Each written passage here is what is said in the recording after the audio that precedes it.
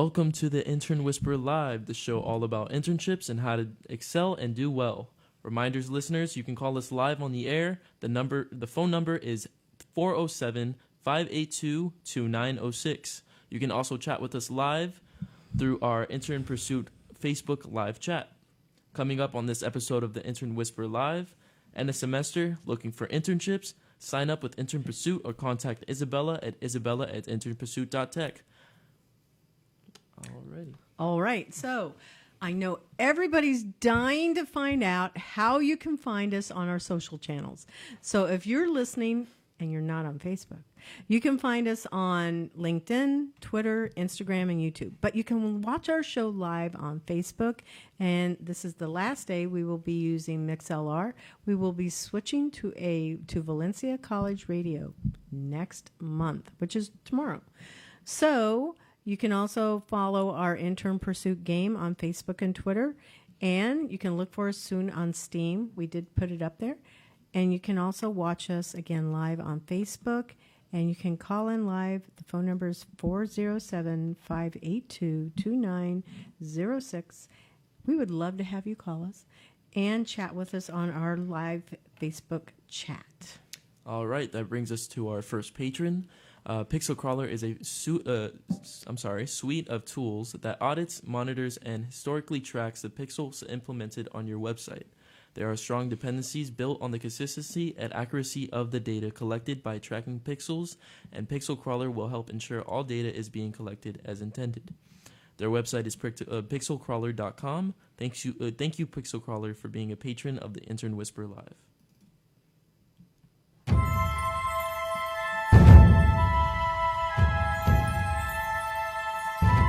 We needed a little sound that goes like a typewriter or something that's going da-da-da-da, Morse code, like, okay, here's the news. Intern Pursuit news. Students, are you looking for internships? You can go to internpursuit.tech. You can sign up and register and create a profile for yourself to be matched to employers.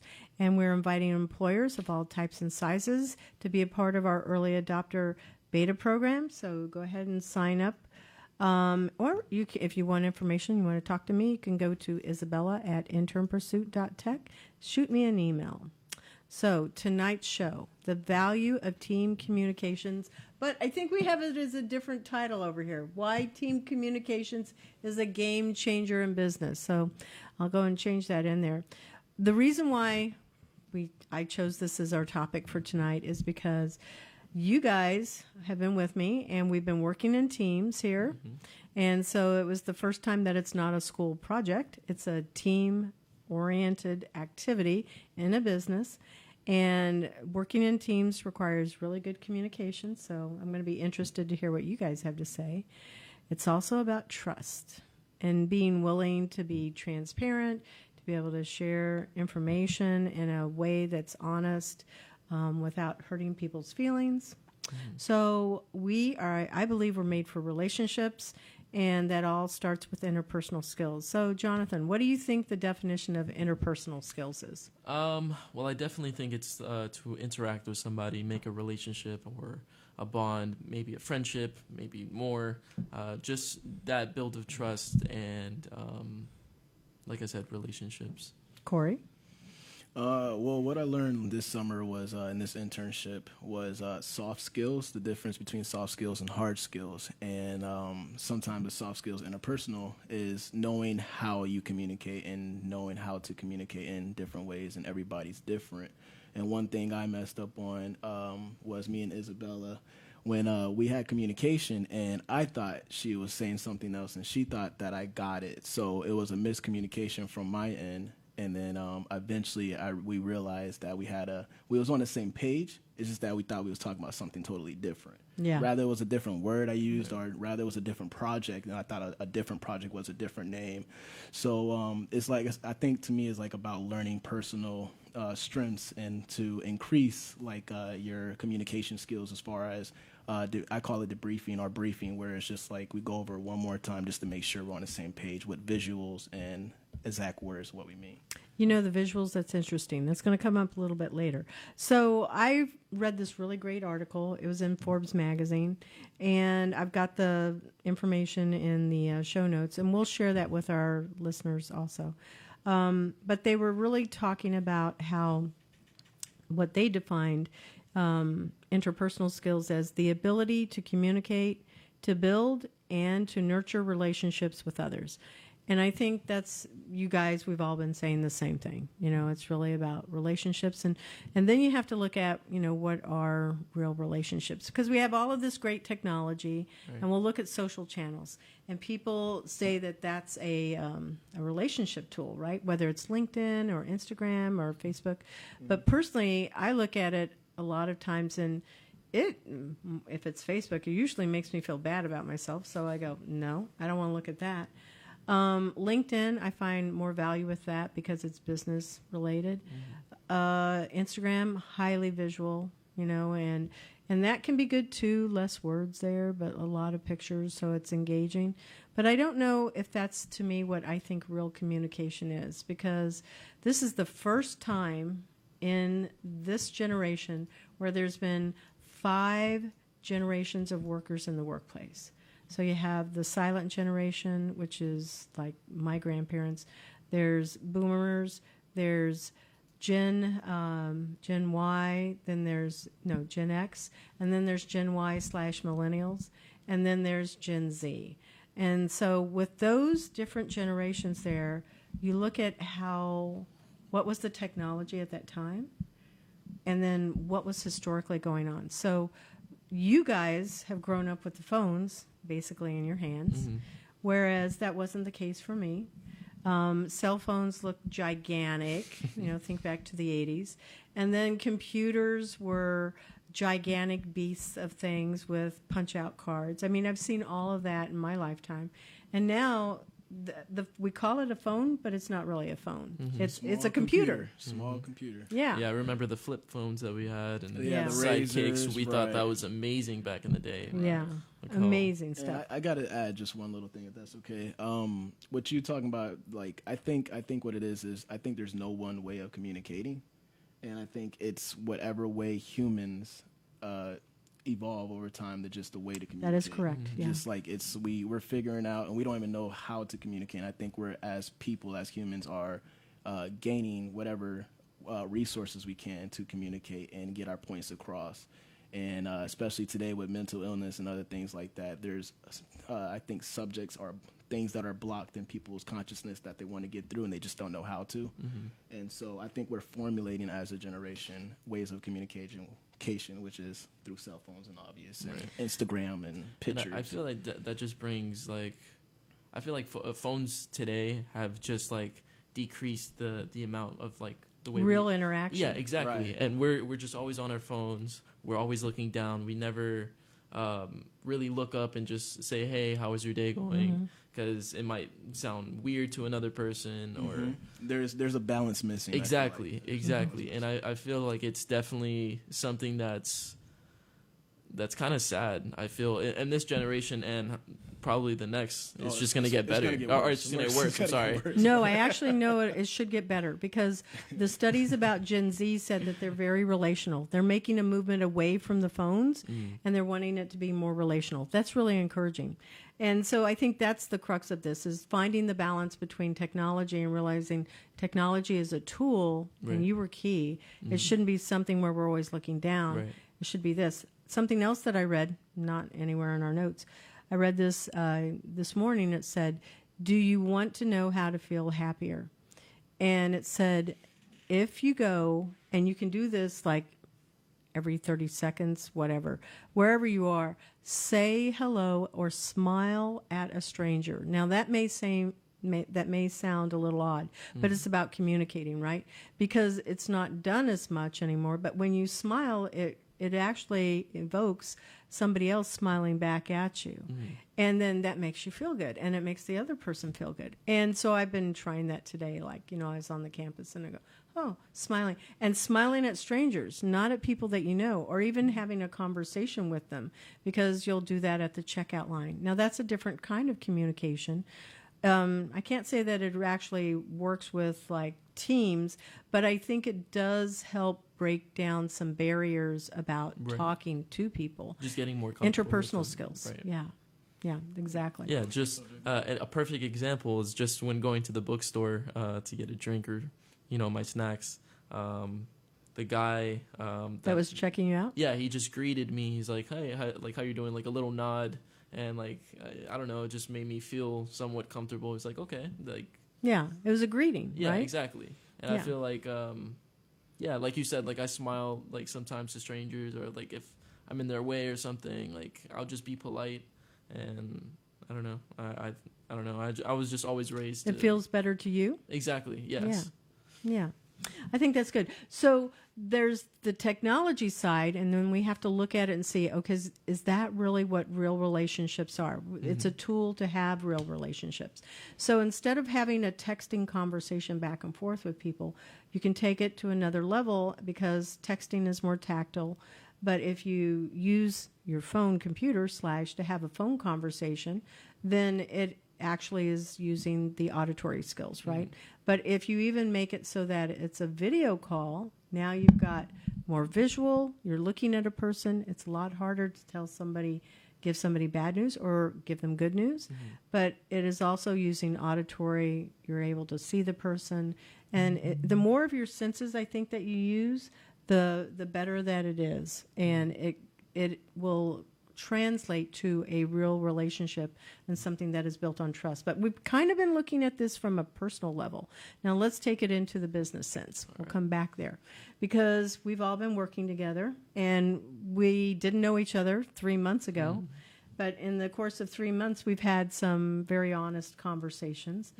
And it wasn't all about business. Sometimes, it was very personal. Sometimes we said bad words. Sometimes it was just really being able to deliver hard news or be able to offer some really valuable suggestions. But every time I think in the workplace, when we as humans, we allow to let our guard down, I think it helps build a stronger bond in that company. Trust as well. And trust, Right. yeah. So you feel like, okay, I can say something, and I'm not going to be. There's not a fear of being judged or being told, no, that's stupid, right? Yeah. So anyway, I think it demonstrates like real caring there. So, why does this all matter? Why should it matter if we are actually working with people? Because, okay, I'm older than you guys. And so we know that the way that I was communicating with, I didn't grow up with phones, but it was emerging at the time. And so that's a different level of, I want to say, comfort in my communication. So my default is I want to talk to you first in person. I want to talk with you on the phone next. I do not want to have texting conversations back and forth forever because it's like people will think one thing and you can't hear tone, you can't see the person's Right. body language, so you don't know. And, autocorrect will make it, oh my God, that was just now a bad word that got put out there. Especially through email or something like a professional email, they'll somewhat take it wrong than you anticipated, and it's just a miscommunication. Misfire. Totally. Exactly. Right. Yeah. Totally happens. Yeah. Had somebody as they wrote, and he wrote back, "Pull up," and I'm just like, "Huh?" So we had to call each other just to make sure what we're talking about.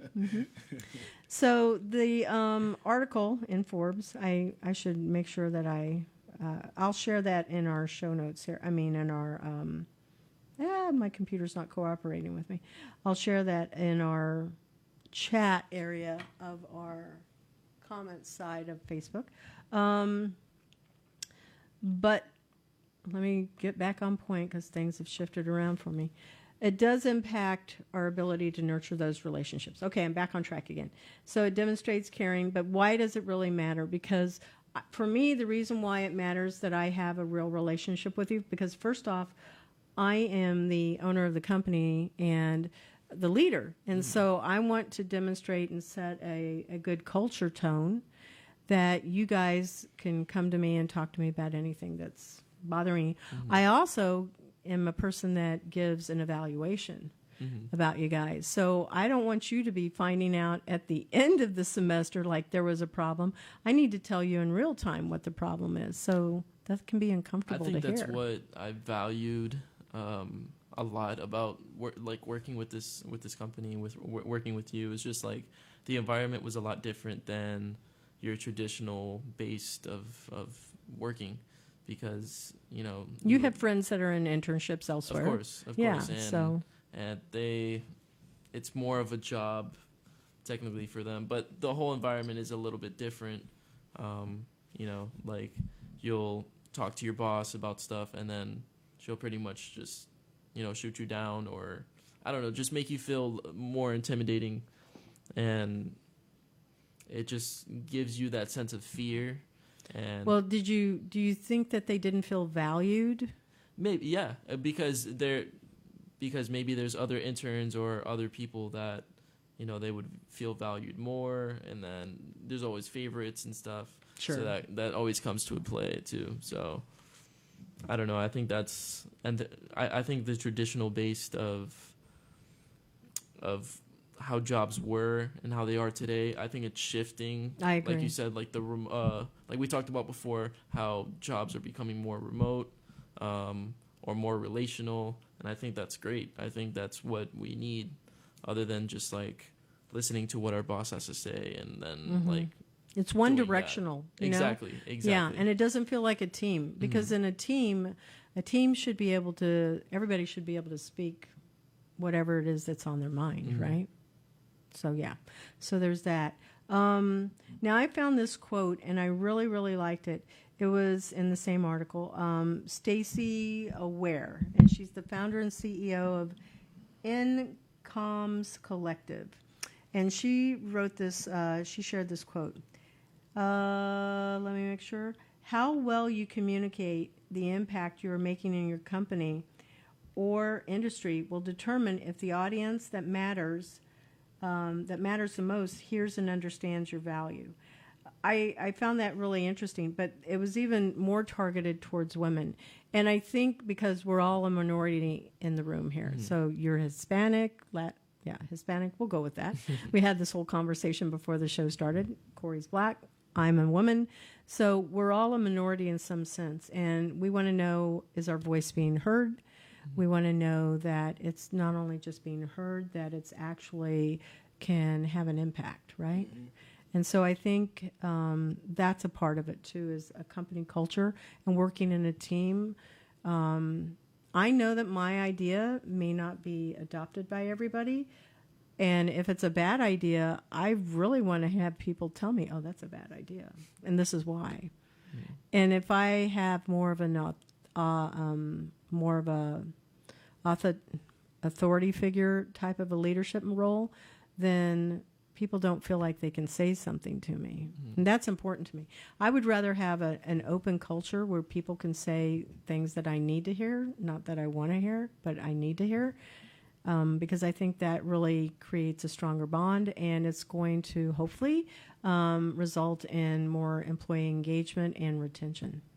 I totally agree with that. I'm glad you said it, because I wanted to bring it up, but it's just like I'm glad that you said that. Like, and I'm not even speaking as you. I'm speaking as anybody that owns a company or a leader. It's just like if they're not able to, I won't say rule with an iron fist, but at the same time able to make it so open and comfortable enough to say, that's a bad idea, boss. Boss, don't do that, boss. Like this and that and that. I think you'll be an even better leader with doing that. And I gotta say, Isabella was great at taking feedback and knowing when to say, hey, what is an idea that's better than this? This is what I have, but let me know what you have, So Yeah, thank you. I appreciate that. Yeah. And so the next thing is, in the resources that I was, the sources that I was looking at, it wanted to really address the value. And I had mentioned that earlier, that you feel that what it is that you're contributing is valuable. One of the things that's very important to me inside of my companies is that there be a learning, and it be continuous learning, because, I don't know everything. There's no way I do. And I don't think any one person knows everything.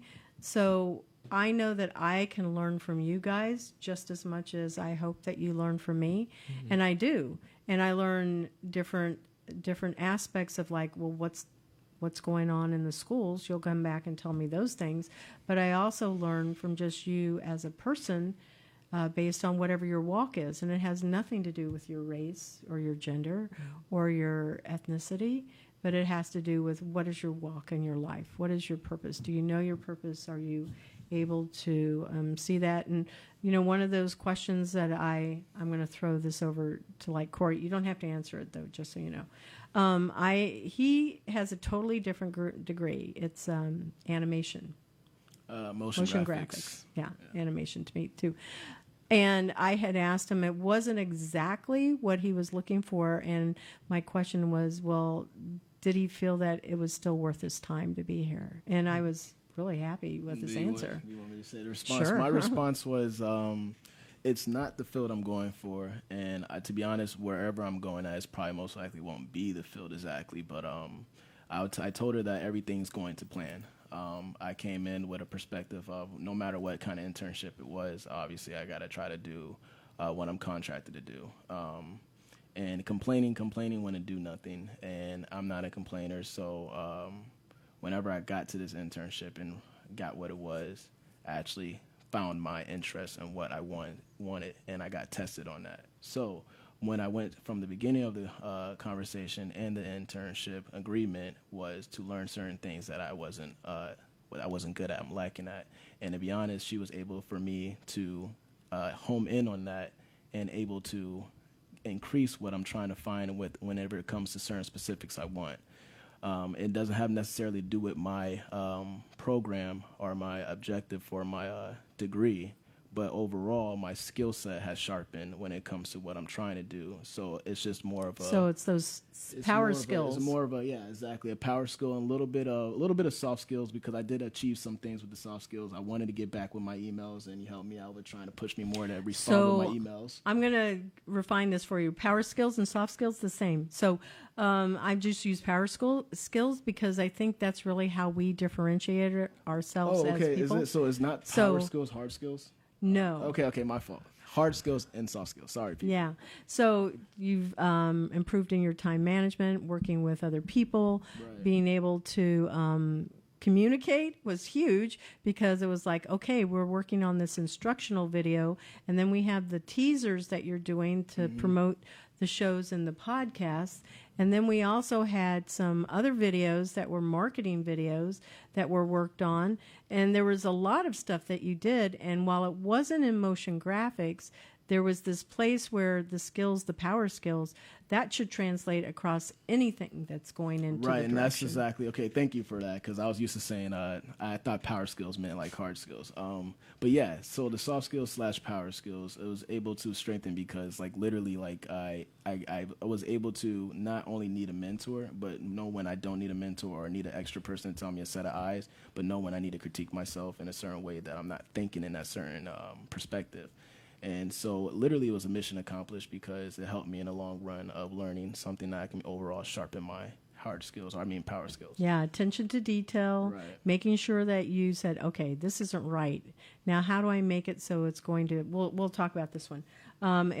It was font size, and it wasn't all the same font size. And I said, well, what are we going to do? And it was the discussion, no, if you can't match it, then you got to go back to the drawing board and make sure it all looks the same so it doesn't look like it's pieced together. And so that was a good learning example, and I appreciate the fact that you were willing to be transparent and share that. Oh, yeah, of course. I kind of was able to, and I feel like everybody should be able to, if you're in a learning process of just finding out where you're lacking at, and don't be uncomfortable to take it on. Don't run away from it, except just go forth and take ownership of it. I'm not afraid to say I'm bad at graphic designing. So that kind of literally helped me out pinpoint what I need to home in on. So looking at it from a different perspective of, oh, this is not something I'm trying to do with my degree, or looking at it from a different perspective of how can this help me out with something that I overall need to become better at as a person. Yeah. So to do that, one of the suggestions, there were like these 3 tips. You want to make sure you're using some kind of a tool to visually demonstrate what your impact is when you're working with an employer. Yeah. So whenever you're with anybody in a relationship, you want to show what your value is. And I think that this actually applies to business, of course, but also personal and friendships, because this is how you make sure that somebody knows what your value is. If you use something like a PowerPoint or a spreadsheet, you can have measurable results. You're able to see, well, how much did you increase in engagement? You were working on social media. He was working on also pretty much like social media content that was there for social media. How many followers did we gain? We have to go and do that. We need to look at it. It's coming to the end of the month and see how did we do from last month to this month. So that's a measurable result in a business sense. But in a personal relationship, it would be also, if you want to make sure that you're quantifying things, it's like, how many times did you pick up the dishes? Like if you're you're in a home setting, right? How many times did you go and clean the dishes? Well, believe me, your whoever your mom is, if you're in your home and you're just visiting, they're going to go, wow, you cleaned the dishes. They notice it right away. And that's what you want to do, is have something that's a measurable results. Even in personal friendships, for me, somebody had said he's traveling, one of my friends from TEDx Orlando, and he's traveling the world. Well, he said, yeah, we're friends. We're going to keep in touch. I said, I don't think so. So, wow, we hear a noise out there. So the thing that was the real key takeaway, he had said to me, well, how do you measure your friendship? And I said, it's by how many times you want to contact me. Right. So to me, a real friendship is how many times do we talk? And I don't mean just like, hey, thumbs up on a text. No, it's like, did you pick up the phone and call me? Did you write me a private message? Not just something that's acknowledging you saw it. I just got to say, it came to mind, and I don't want to get too off topic, but like just what we were saying earlier with this is just like liking somebody's pictures on Instagram and supporting them. That could be their friend. For some people, that could just be like nothing. Like, have you called? Have you checked up on somebody? While some might actually see that as a way they communicate, a way they show something. Some of them are just haters. Some of them are just people that just like stuff. But some of them, that's how they feel like they're showing their support somewhat or something. And I think that's what I'm bringing it back to, like, it's still a method of communication, right? Right. But just technology has gotten so advanced that the whole aspect of communication now is just a different way now. Like, and I don't know, just like you said, like a simple thing like that, we can sign as a sign of communication. And it's really open for personal interpretation, because for me, if somebody likes it, like liking something doesn't have the same meaning. Sharing it out in the community, that says more to me, because now it's not the front of the refrigerator to me. Like liking it is just, it stays in-house. But if you share it, it goes out to other people. Now more people can see it, and it builds awareness. Well said, Isabella. That's iconic. Thanks. That was iconic. That was really right there. well It needs to said, be like a meme or something right there. Yeah. And so now this is the quote that I really liked also. So you want to make sure you're aligning specific, this isn't the quote right now, but align specific accomplishments and initiatives to the stated business goals of a company. So when we sat down at the beginning, we'll look at intern pursuit. The goal was to increase certainly social awareness, because we had no content that was going out. Now we've got lots of content that's going out. But we also want to be able to measure it and see, okay, what is the result of it? We get people that like it. Some people are sharing it. That's awesome. The end goal in business is, did it result in a sale? Was there some place where somebody clicked on it and they said they signed up? That's the end goal, because in business, we want to make money. In personal life, we look at the quality of the relationships that we have. And, how is that measured? That's for your own personal use. We're focusing on business here. But this one was Susan Colantonio. When it comes to mentoring, women are taught confidence while men are taught business. And I find that so true, because I think that women don't, they are more relational, and we're having to overcome our own fears. And I had this conversation with Jonathan earlier. I tell the women that work with me, I'm going to be harder on you than I am on the men, because you are working to try and get a spot that every man will be able to get. And I know that and I think Corey might even relate to me, it always will come to sometimes race. You know, it could be a white person gets it first, and it could be the white male. And then it's going to go to, we don't know, it could go to a Latino male or a Hispanic male. And then it could go to a black male. But women will always be one of the lesser ones that come up to the table. And so that's why women have been working so hard to be able to get their voice heard. I got to say, women are doing a great job, though. Keep it up. Okay, I agree. Thank you. So what we need to ask ourselves is, how does the work that I perform impact the organization's bottom line? Did it result in sales? Did it result in something that's measurable?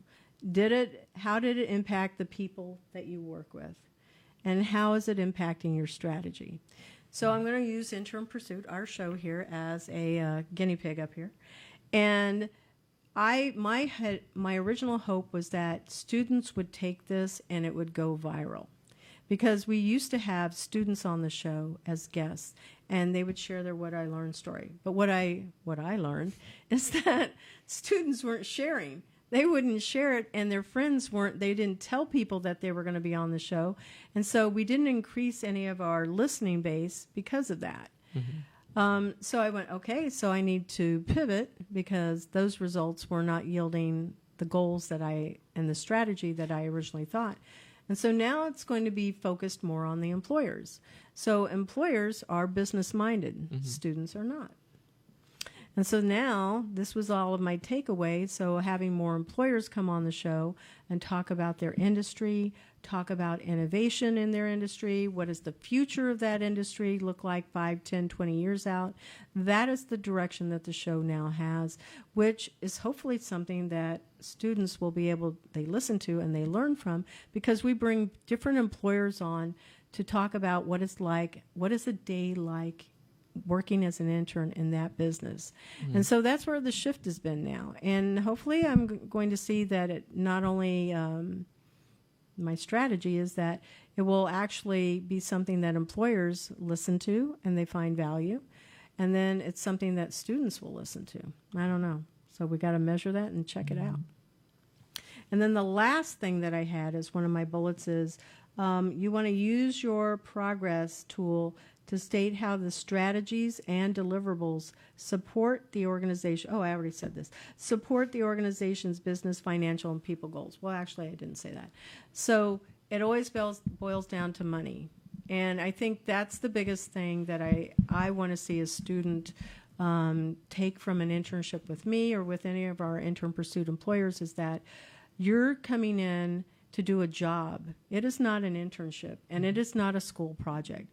It is to actually learn something that you can take and you're going to see is really valued by other employers, and also that you should value in yourself, and that you've grown in a way that is not possible in the classroom setting, because you've had to work in a real work environment and take theory and put it together with, okay, that didn't work. Just like what I was saying, you know, my hope was that students would make the show go viral. And I went, that didn't work that way. So now I have to go and try a different approach. Anyway, I think we're going to have to take a little break. I know I had some other things, but I think we're going to have to take a break here because time is flying by. That brings us to our second patron. Artistry.io is a product customization tool for e-commerce stores that increases revenue, customer trust, and business efficiency. Artistry's robust product customizer allows business owners to sell personalized products in an existing e-commerce store and automate the processing of custom orders. Their website is artistry.io. Thank you, artistry.io, for being a patron of the Intern Whisper Live.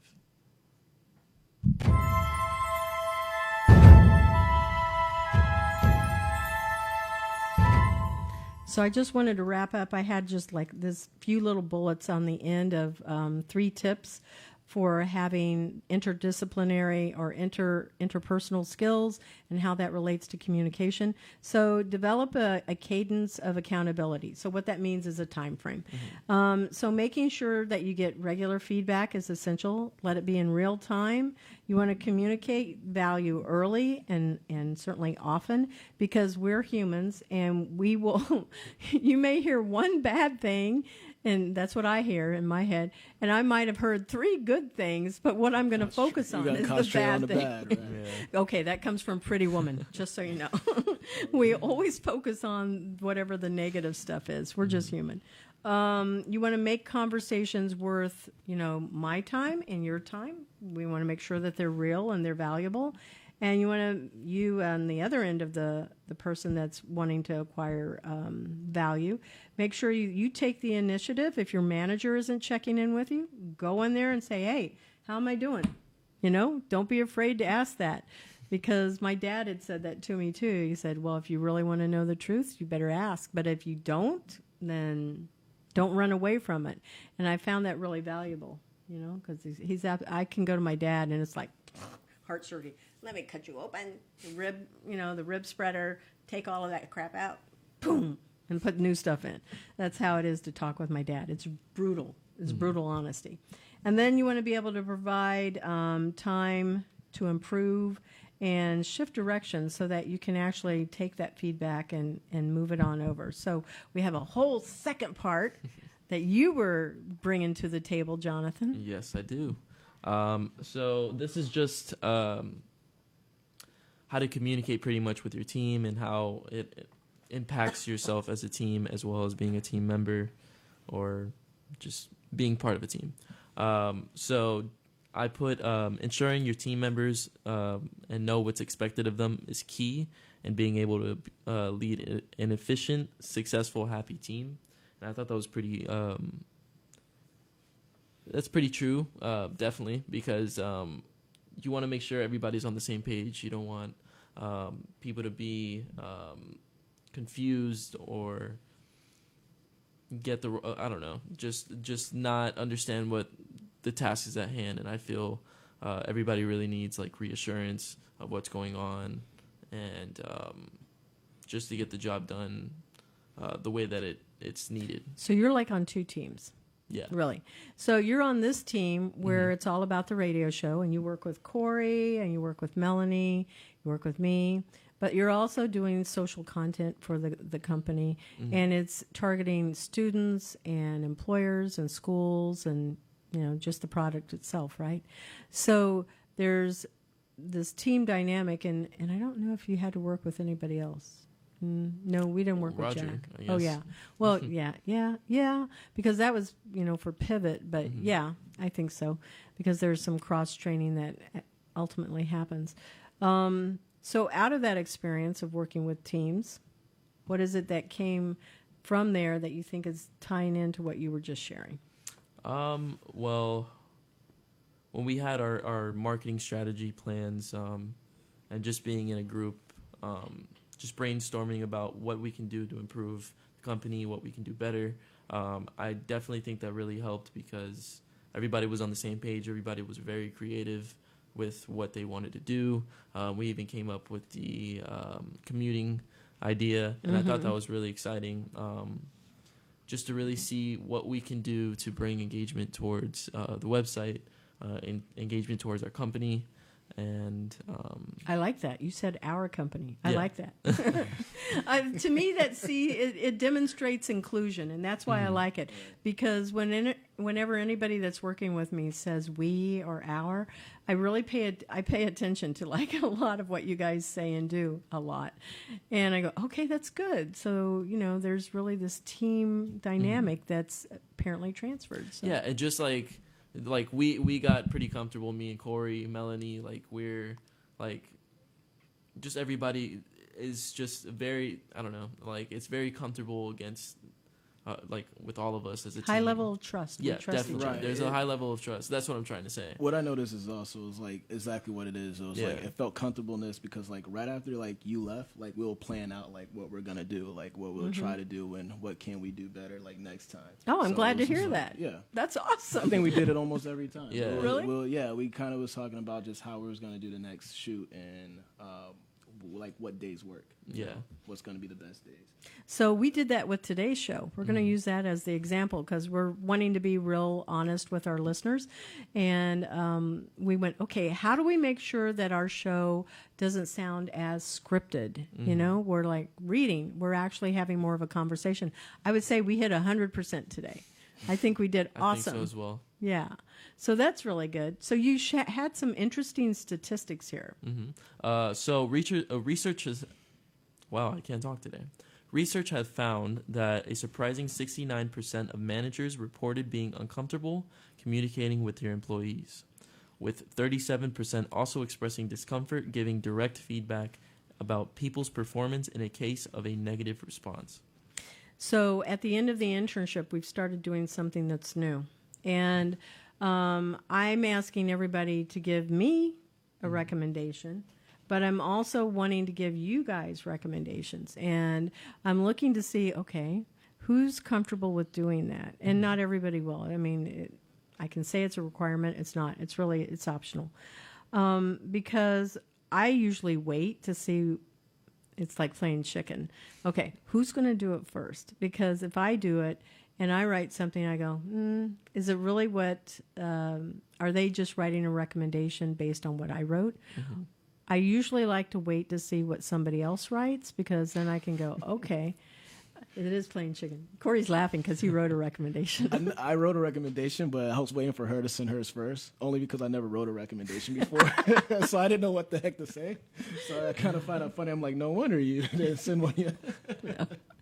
Nope, I don't. And I could give you a clue. Like you can always go and ask because normally when people ask for recommendations, they asked me, I said, what do you want me to focus on? What is it that is there a particular skill? Is this for a job? Is this for some scholarship? What is this for? What's the purpose of it? And then I say, if you really want it to be something that's very targeted and tailored to what your needs are, you write it and I will edit it because you're going to know exactly what you want to have said better than myself. Now, sometimes I've had people say that to me, well, write your recommendation and they'll sign it. They don't, some will just sign it the way I write it. And I hope that if somebody's asking for that, it's because they agree with what I wrote, not because they just don't want to have to write it. Myself, I ask you, if I ask you to write it, it's because I know that you're going to understand your audience better than myself. And I'll put my own spin on it. So it's got, my words and all of that. But I need some type of touch points as to what it is I'm supposed to say. So, Jonathan, you had your evaluation with school, and it said write a letter of recommendation. I went, no, I'm not going to do that because it just goes back to the school. To me, that's of no value to you, in my opinion. I said, no, I would rather do it on LinkedIn because there's going to be way more eyes that look at that, and we'll see that's way more valuable. So this is a new policy that I've implemented. Not to boost, it's certainly not to boost mine.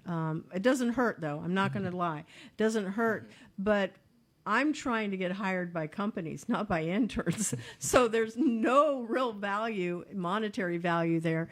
My hope is, and this is one of my own hopes, is that by having a really great intern experience, that you'll go out and tell everybody else to come and either do business with me, whether it's Pivot or Intern Pursuit, or that you're going to be the one that hires me because there will be that place where you get in a position that you can say, hey, no, we should hire her to come in and do this.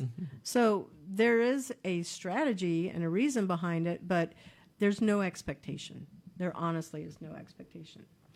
So I think that's key, and I think that's really why when you shared that statistic, we shouldn't be uncomfortable about sharing something. If we focus on the things that, the qualities and the traits that the person brought into the experience, and it was their strengths, it's not hard to write a recommendation. because I shouldn't be putting what your challenges were out there in the public eye, because that's not a recommendation. Right. That's not good. That should have been a private conversation where the person had the opportunity to improve the engagement. So to me, that's why. That's unfortunate, because I think people run away from those types of conversations. They're uncomfortable with them. Yeah, definitely. When I think I talked about it already, but when I was a lifeguard, I was very intimidated by my boss. Big, buff dude. So, I don't know. He brought a sense of fear, especially when, if you're doing something wrong, he'll tell you, blunt. In front of everybody? In front of, well, depending to on... me, if it was a private conversation, it's okay. I don't mind blunt or honest. Well, depending on the situation at hand, I mean, I don't remember what I would have done wrong, but at the end of the day, he meant well. He really cared about his employees, and he was a great boss. Was he David Hasselhoff in Baywatch? Not at all, no. Okay. Well, he was bald. Oh, so well, he could have been whatever, the bald version of him. No, but he was great. Okay, so you have some other information on here. Solidify your expectation. What do you mean by that? So you want to make it clear when you have a high standard of work completed. So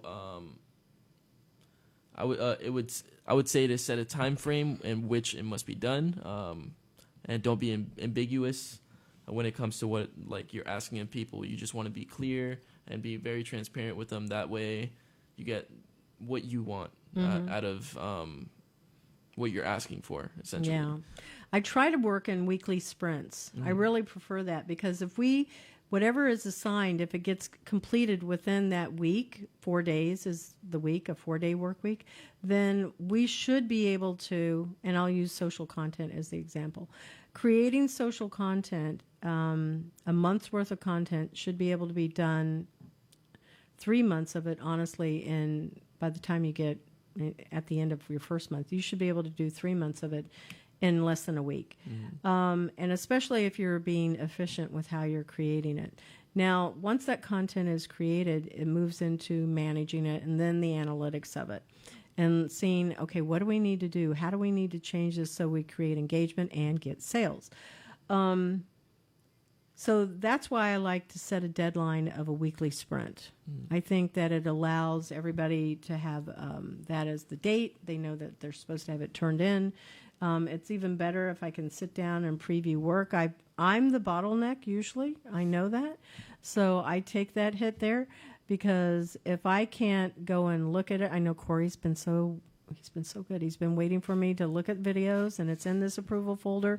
And did I get them done? Nope, but I shall have to get them done today so we can move on and complete that and check it off in our Asana task list. So, but I do better when I have one-on-one appointments with people, or if we do it in a group setting, like a team meeting, we can go, okay, we've got to go through this and give feedback. So I'm going to change it up so that we're looking at, in a team setting, content, videos, and anything else that has to happen. So it's more inclusive and it's more efficient with how we're moving things along. Okay. And that also brings give a purpose to what you're telling. You want the people to feel more willing and motivated to complete what's expected of them. For example, share with them what a report that you will accomplish on a bigger scale, a larger scale, and how you can contribute conjunction with the work of the rest of the team. So it just kind of ties into what I said before. I just think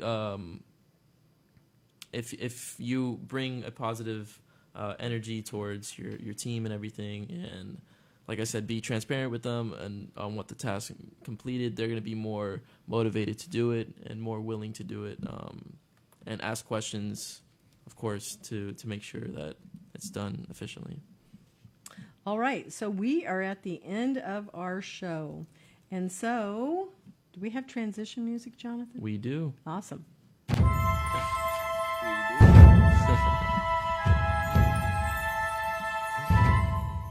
I love my transition music. I say it's mine because Sophie did it special for me. Okay, so we want to thank Valencia College for this great studio. As always, we love being here. Thank you, Q. He gave us training on our new service that we're going to be using, and it's going straight to Valencia College Radio. They have their own radio station channel now. You don't have to go through a bunch of other steps to get to it. And he's part of that knowledgeable staff and state-of-the-art equipment and state-of-the-art software. So thank you, Q. Thank you, Valencia College. Now, let's do our shout-outs. Jonathan, go up first. Shout out to the Intern Pursuit team. Shout out to my family. Who else can I shout out to? Melanie, she's going to be gone. Melanie. Well, she's not part of the here. Intern Pursuit team. Yeah, I know, but she's going off on a cruise. How lucky is she? Very lucky. I wish I was you, Melanie, if you're watching in. I hope so. So All that's right, my shout Corey, outs. you're up. Shout out to everyone in this room. Sorry, Melanie, you can't make it. Hope you're being safe, having fun with the family. I want to say my last, day for now. Intern Pursuit, Intern Whisper, the whole shebang, the whole crew, the whole brand of everything. Shout out to you guys. Shout out to Isabella. I like what you guys are doing. Keep it up. Keep evolving and making it better. Shout out to the world. Ziggy's performing tomorrow and Soundbar September 1st. Check them out at 8 o'clock. And Mom. my mama. I love There you go. You forgot your mama. Okay, so my shout out goes to the software team, to the radio team, Melanie also, and to the pivot team, to everybody that's been the game team. There's just all of these people to name, but they know who they are, and I love them and am so thankful for them. So how can you contact us? You can go to info@internpursuit.tech. You can go to 321-422-2166 and visit our website. And again, go to Facebook, Twitter, LinkedIn, Instagram. Follow us on any of our social channels. And you can watch us live on the air and these recorded shows. And they are also on YouTube, too. So thank you, Abby, for adding them to YouTube. And as we close the show, we want to thank you for listening to us. Good night.